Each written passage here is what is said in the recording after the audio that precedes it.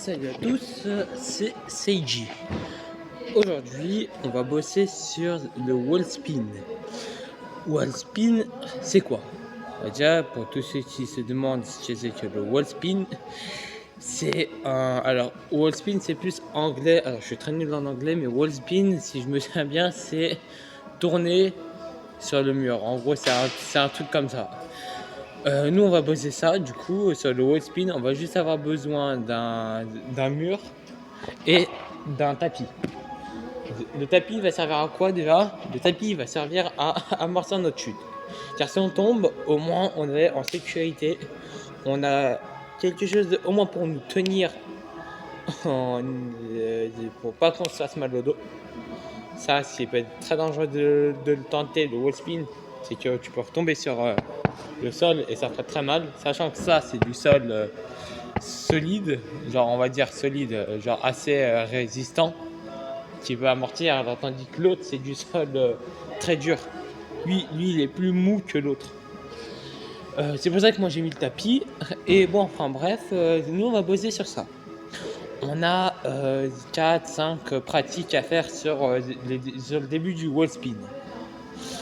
Le wall spin, on va bosser ensemble, mais avant tout, j'espère que vous allez me suivre, en tout cas. Et j'espère que vous avez regardé ma vidéo sur l'une des vidéos que j'ai fait sur le parcours, c'est de saut de chat. Ceux qui n'ont pas encore vu ma vidéo, vous marquez Seiji, Seiji. Lavergne, en fait c'est plus loin, Lavergne, Lavergne. Et voilà, et n'hésitez pas à vous abonner, et voilà, ça ferait très plaisir. Bon, aujourd'hui on va poser le wall spin. Bon, c'est parti. Tout d'abord, on va voir le wall spin. Ce qui est très énervant, c'est de déplacer sa main, d'enlever une de ses mains.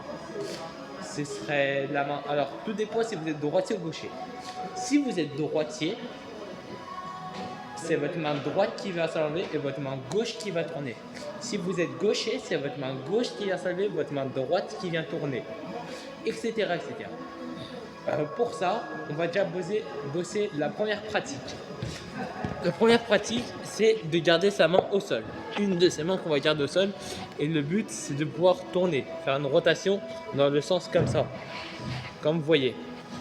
Moi, j'ai utilisé ma main gauche. Elle va faire le sens inverse des aiguilles du monde. Parce que si je fais ça, je me casse le poignet. Si je fais ça, je peux tourner avec ma main. Le problème, c'est que je me casserais plus facilement le poignet si j'allais vers là que par là. Du coup, vous allez vous positionner comme ça. Et essayez de tourner comme ça. Votre main, elle viendra vous accompagner. Vous faites ça au moins 5 fois, 5-10 fois. Ce mouvement-là, vous faites au moins 10 fois. Allez, on va dire 10 fois maximum. Maximum 10 fois. Et pour ceux qui sont assez chauds, 5 fois maximum pour ceux qui sont très chauds.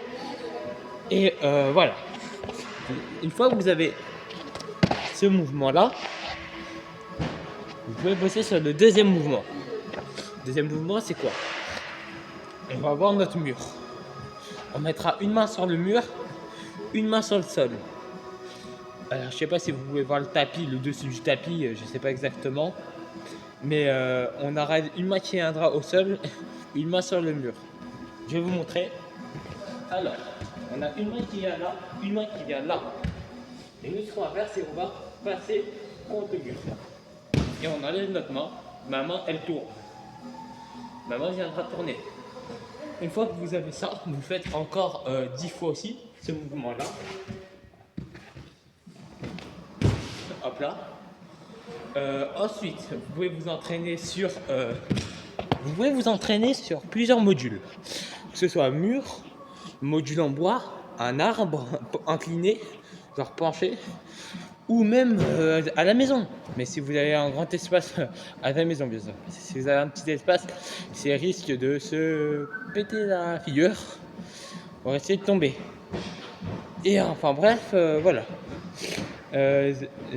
Ensuite, ce que nous allons faire, c'est on va bosser la troisième pratique.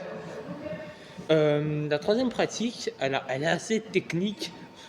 On va essayer de courir. Bah, comment dire? En fait, c'est très compliqué parce que le but, c'est de courir et sauter en même temps sur le côté du mur. Certaines personnes vont foncer droit sur le mur et vont se manger le mur littéralement, ils vont se le manger. Nous, ce qu'on voudrait, c'est pouvoir réussir à essayer de ne pas manger le mur, bien sûr. Nous, ce qu'on veut, c'est prendre le côté du mur, parce que plus vous le prendrez de côté, plus le wall spin sera fluide et parfait. Plus vous le prendrez de face, plus vous mangerez le mur. Enfin bref, voilà. N'hésitez pas aussi à demander à vos parents de venir à Upside, à Saint-Avertin. Ici, c'est un endroit où il peut y avoir de l'escalade, du parcours, voilà, tout ça. Et bon, enfin bref, on reprend sur le wall spin. Alors, nous, ce qu'on va vouloir faire, c'est le prendre de côté. Si tu sois droitier ou gaucher. Moi, je le fais particulièrement de la droite et ma main droite viendra s'enlever. C'est très compliqué, mais voilà. Moi, je suis droitier, du coup, moi, je suis plus à l'aise. Main gauche qui viendra tourner, main droite qui viendra s'enlever. Et je vais vous montrer, en fait. Le but, c'est de prendre le mur de côté et de placer assez bas et sauter en même temps. Quand tu sautes, bien sûr, le but c'est que ton corps fasse le tour. En fait, tu viendras te mettre là, contre le mur, ta main droite elle viendra s'enlever et ta main gauche elle viendra tourner. Si tu enlèves ta main gauche, c'est perdu, tu tombes au sol. Ça fait ça. Hop là. C'est ça le risque de pouvoir tomber. Moi je vous montre quelques pratiques et tout, quelques trucs qui sont pratiques pour the wall spin quand on est en dehors, en intérieur et tout, voilà. Bon, enfin bref, on va bosser ça tous ensemble. Je vous ai montré la troisième pratique, c'était mieux ça de courir et de prendre de côté le mur. Parce que si vous vous entraînez pas à le prendre de côté, comme je disais, vous mangerez le mur littéralement. Bon, enfin bref, on va prendre la quatrième pratique, et de sauter et d'enlever la main. Alors c'est très compliqué. Même moi là je l'ai fait une fois pour tenter sur ce mur-là, mais sinon je l'ai fait sur des tapis qui sont solides, genre où on peut sauter dessus. Mais voilà. Et même moi là j'ai un peu peur de le faire, peur de me bouffer le mur un peu. Mais bon, enfin bref, on va le tenter. Et voilà. Et sur la cinquième pratique, n'hésitez pas à, bien sûr, quand vous faites, vous décaler en quadruplédie. Quadruplédie, c'est quoi? C'est quand vous serez comme ça. Et en fait, vous viendrez comme ça. Comme ça, comme ça. C'est parce que quand vous faites le wall spin, souvent certaines personnes vont atterrir comme ça et vont tomber en arrière. N'hésitez pas, quand vous faites le wall spin, à atterrir comme ça, en quadruplédie. Pointe de pied comme ça. Les pointes de pied viendront comme ça. Les mains viendront au sol. Comme ça, quadruplédie. Les genoux ne touchent pas le sol, bien sûr. Voilà. Bon, on va tenter maintenant le wall spin en entier. Et le wall spin, au total, ça donne ça. Non, très mal fait. C'est pour ça que sur un mur comme ça, quand je le fais, j'hésite toujours à le faire. Là, j'ai perdu confiance. Mais en fait, c'est là le risque. C'est plus tu t'entraînes, même si tu es un professionnel, même si tu as fait 20 ans de parcours, tu auras toujours ce risque-là.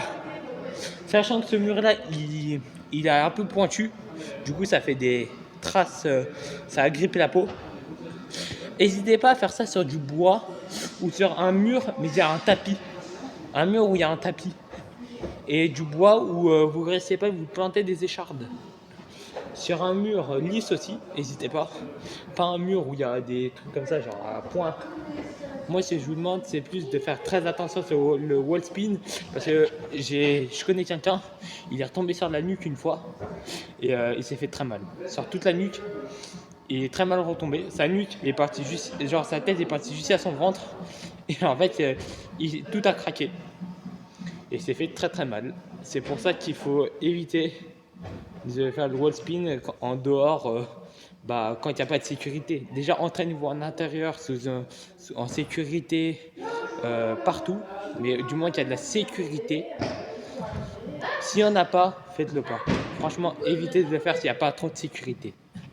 Et une fois que vous avez le wall spin bien parfaitement, que vous le maîtrisez bien, et bah n'hésitez pas, franchement, à le reproduire sur des murs comme ça. Moi je l'ai fait parce que ouais, je suis habitué. Voilà, je l'ai mal fait, mais voilà. Bon, on le retente. Si j'y arrive pas, faut le retenter à chaque fois. Faut persévérer.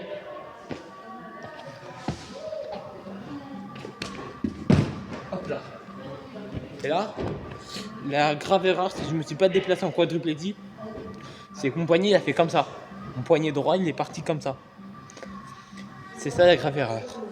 Bon, voici ce c'était le wall spin. Et la prochaine fois, soit tout à l'heure je rebosse une autre pratique, soit tout à l'heure je vais bosser un autre mouvement, soit j'essaye de reproduire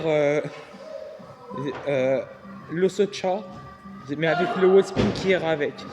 Ça veut dire que je placerai mon module en socha et une fois que j'arriverai de côté, je prendrai le wall spin directement. Et voilà, bah, j'espère que ça vous a plu. N'hésitez pas à vous abonner, à liker un maximum et ça ferait très plaisir. Bah, merci et au revoir.